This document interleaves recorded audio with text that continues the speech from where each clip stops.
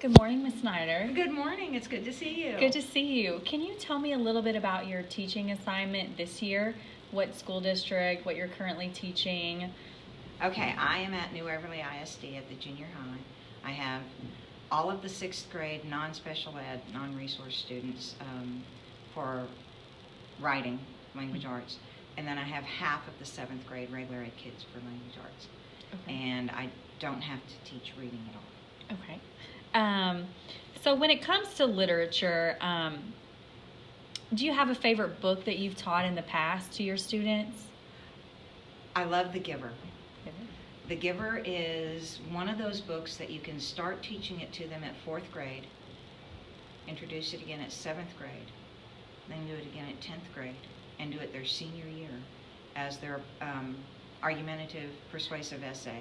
And you will have different things, different perceptions every time you teach it, because they grow and they understand more of the book.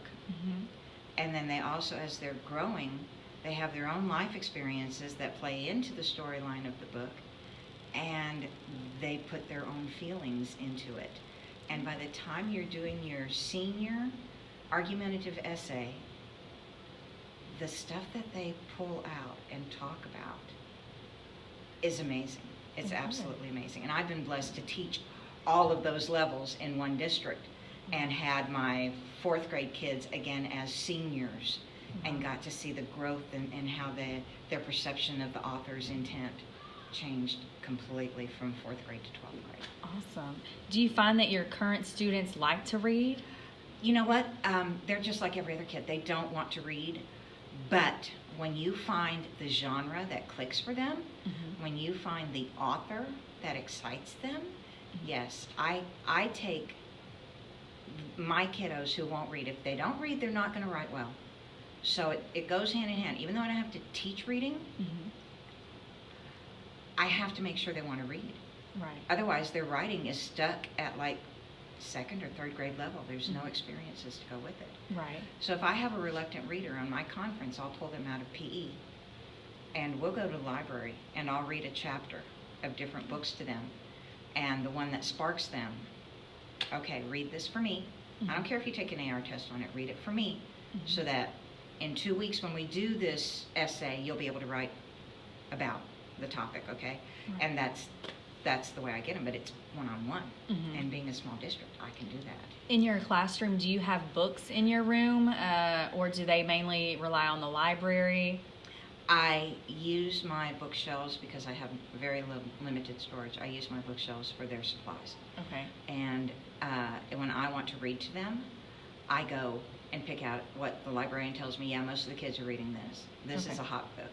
And I'll go and get one of those and do a read aloud. We have 30 minutes in our 5th period class that's called activity period, and I read to them then. Awesome. Okay. So tell me your thoughts about multicultural literacy.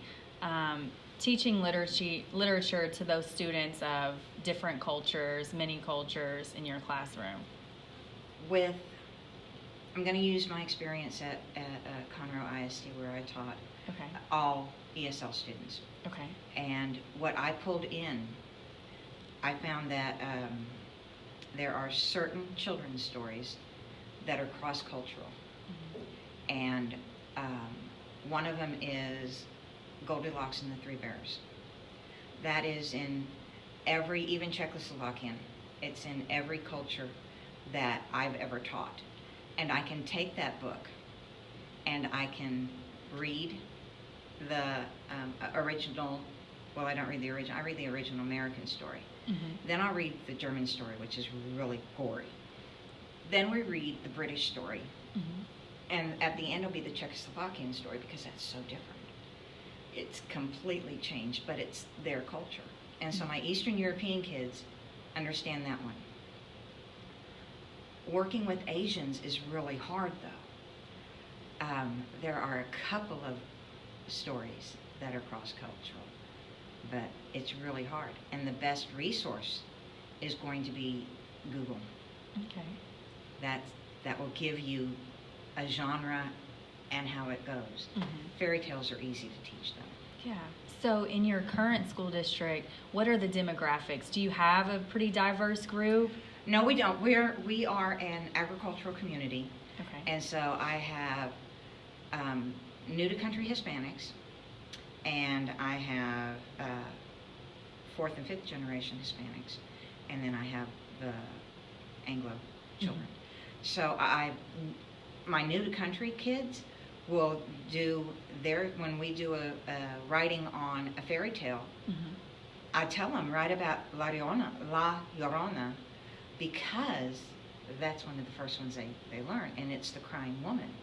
And they know the story, and they understand it. They tell it to me differently at this age than what they understood as a kid. They get it more.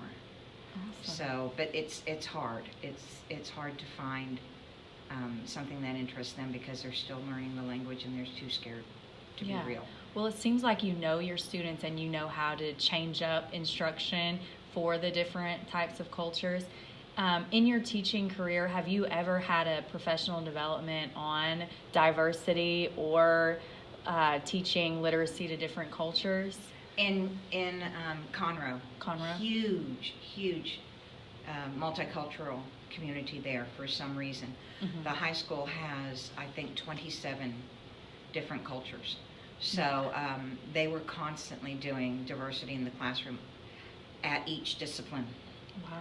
And when they would get to, now my class, since it was all ESL, I got all the free stuff that they brought. Yeah. You know, so I had a lot of stuff at my disposal that I could take and teach them little snippets of stories in their own language, let them read it in their language, and talk to them about it in English if they were at that ability level. Awesome. Well, thank you for your time, Ms. Snyder.